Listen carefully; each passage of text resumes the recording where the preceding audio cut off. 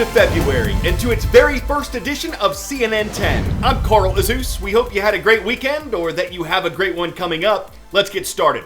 There's a new rule in the United States for people traveling aboard planes, trains, and some automobiles. The Centers for Disease Control will require masks to be worn on public transportation, and not just in the vehicles themselves. The order applies to airports, train and subway stations, ferry terminals and ports, places where people wait to use public transportation. The CDC says the masks can be cloth, disposable, or even homemade, and passengers can only take them off for short periods of time to eat, drink, or take medicine. Many companies, like airlines, already had mask requirements in place, but up until now, it hasn't been the law. The new CDC requirement effectively makes it one, and that means that people could face criminal charges if they refuse to wear a mask. This doesn't apply to kids under 2 years old or people who have disabilities and can't wear a mask. Medical officials say the United States has recorded the most positive coronavirus tests in the world, more than 26 million of the 103 million reported globally. And a CDC official says requiring masks on transportation systems will protect Americans and provide confidence in being able to travel safely. Last year at this time, the agency did not recommend that the public wear masks. And a medical professor told CNN this was because there was only, quote, thin and questionable scientific evidence that wearing masks had any benefit. The CDC's new requirement takes effect Monday night, and it would apply to the Hyperloop concept we've told you about in the past if that ever gets off the ground. It's not known yet if Hyperloop could be practical or affordable, but proponents of it have a lot of enthusiasm for the magnetic train with a lot of speed.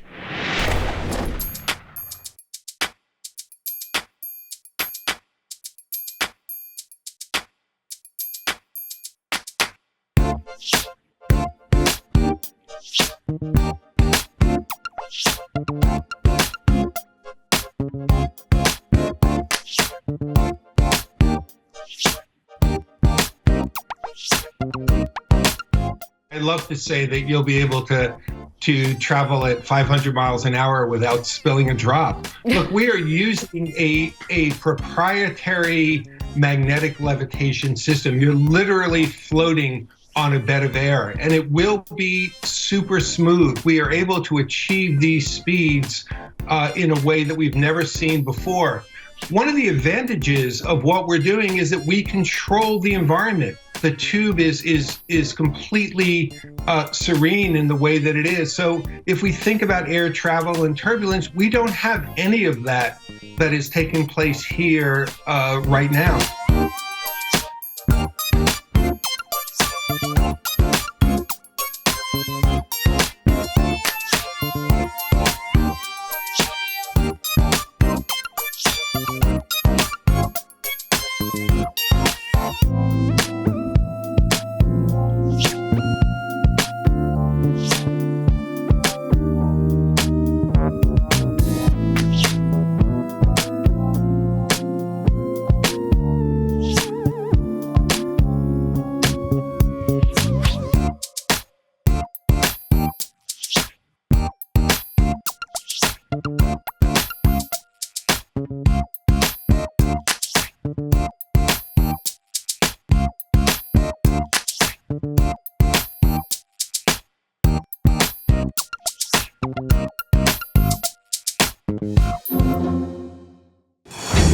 Second trivia.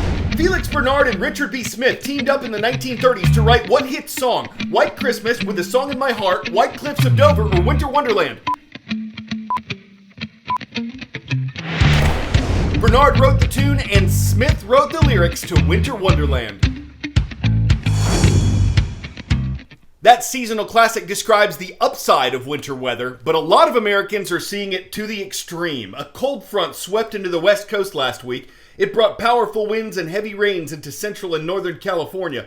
Here's a look at what that rain did to part of Highway 1, the Pacific Coast Highway. As the system made its way east, it put more snow in the forecast for Iowa, Wisconsin, and Illinois.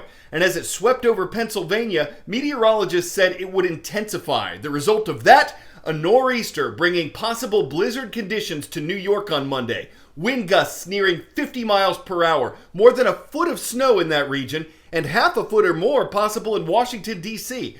Residents were warned of ice and sleet from Maryland down to North Carolina. In all, more than 110 million Americans, or 1/3 of the country's population, were set to feel the chill of winter early this week. To explain some of the different types of that weather, here's CNN 10 contributor Tyler Malden. Carl, a small change in temperature can make a big difference in the type of weather you see from late fall to early spring, the period when the U.S. gets impacted by winter storms. These systems can bring a variety of impacts: rain, freezing rain, sleet, and snow. The temperature that determines whether you receive liquid or frozen precipitation is, of course, 32 degrees Fahrenheit, aka the freezing point. But here's the kicker. It's not all about the temperature we can feel here on the ground. Just as important is what's happening thousands of feet in the air between the ground and the clouds. When particles of ice fall from a cloud and immediately encounter warm, above freezing air all the way to the surface, it will melt. And you'll need the umbrella because all you'll get is plain old rain. On the flip side, if those same ice particles were surrounded by cold, below freezing air all the way down, it stays frozen. And you'll need a shovel because you're going to see all snow. Things get interesting when these particles fall through a mixture of above and below freezing temperatures. When there's a deep melting layer followed by a little sliver of sub-freezing air at the surface, you'll get freezing rain. The warm air completely melts the ice into rain and then doesn't have time to refreeze back into snow. The rain becomes what we call supercooled and immediately freezes to the ground upon contact. Sleet is similar, except it falls through a smaller layer of warm air and has time to refreeze just a bit before reaching the ground. And that, Carl, is the science behind wintry precipitation.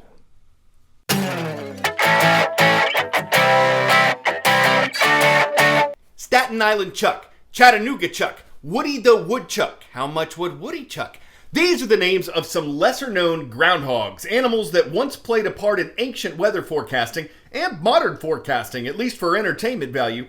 General Beauregard Lee and the famous Punxsutawney Phil also factor into this report by CNN's Allison Chinchar. I'm CNN meteorologist Allison Chinchar. On Tuesday, Punxsutawney Phil, the most famous groundhog in all the land, is expected to make his prediction of what the weather is going to be like for the next several weeks. The question comes down to, will he see his shadow or not? Usually, for the last many years, Phil overwhelmingly has seen his shadow, meaning more winter will be expected. Since 1887, he's seen his shadow 104 times. He has only not seen his shadow about 20 times. Now, I will say in terms of accuracy, he has only been right about 50% of the time in just the last 10 years. However, year over year, his odds have been increasing and improving in the last few. The forecast for Tuesday in Punxsutawney, Pennsylvania calls for snow. A lot of it. There will already likely be at least 4 to 6 inches of snow on the ground from the previous snowstorm that will be moving through the couple of days before, but additional snowfall may be coming down when he's making his prediction, which means it might be a little difficult to see his shadow. Temperatures also very cold, likely in the mid-20s, with a wind chill only in the low to mid-teens. If that works out, most likely Phil will not see his shadow, predicting an early spring. The question becomes, does Mother Nature agree with that prediction? Looking at NOAA's long-term forecast from March through May, it does look like the vast majority of the country is looking at much warmer than normal temperatures. So in theory, yes, spring is more likely to come early in terms of temperatures.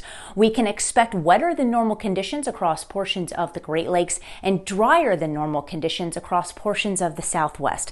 But if you don't like Phil's prediction, whatever it may be, the good news is there's a lot more groundhogs who also make predictions, and chances are at least one of them will give you the prediction that will make you happy. Groundhogs are also known as whistle pigs, and I bet they'd really ham up the forecast. They'd be baking it up as they went along. Now, some might call that a pork choice. Their friends might rib them about it or bust their chops, but don't chuck the idea altogether, because turning Groundhog Day into Whistle Pig Day would leave some pickled pink. I'm Carl Azus for CNN 10. Timberlake High School is in Timberlake, South Dakota. Why do we mention that? Because they subscribed and left a comment on our YouTube channel. Have a great day, y'all.